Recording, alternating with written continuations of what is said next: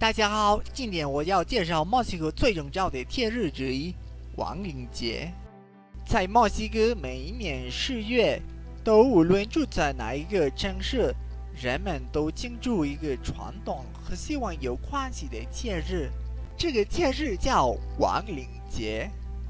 有的人说像万圣节一样，说实在的，区别很大。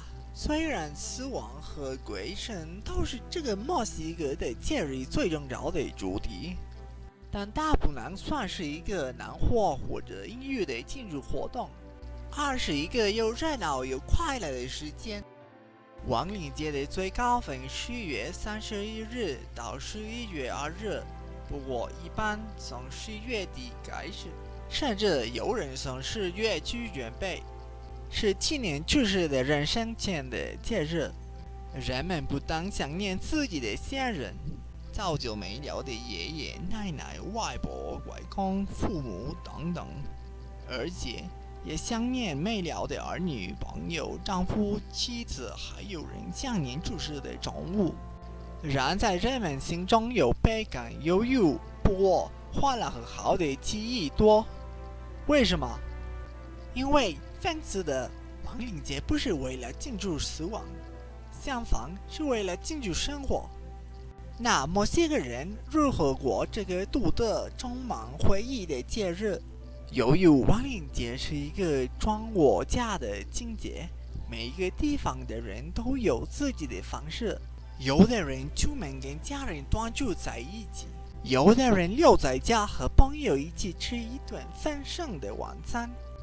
有的人举办音乐会，还有的人不参加任何活动，只想着家人。在城市大街小巷都是热热闹闹的，能看到兴兴奋奋的人与化妆骨架在脸上。到底无论什么方式纪念，无比重要的是一个鸡蛋。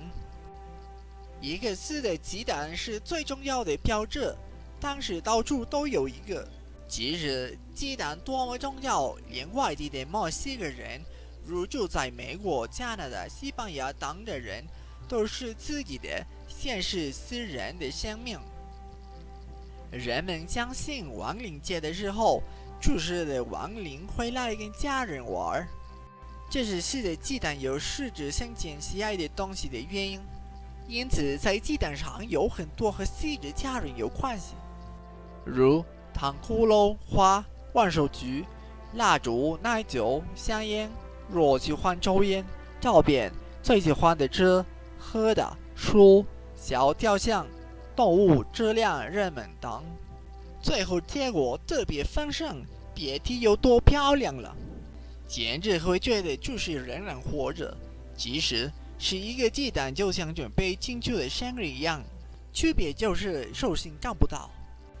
虽然亡灵节的时候，墨西哥到处都有漂亮的鸡蛋、有趣的活动、饮料，但是在两个城市庆祝特别意思，就是瓦哈嘎市、瓦哈嘎州和巴兹夸罗、米却根州。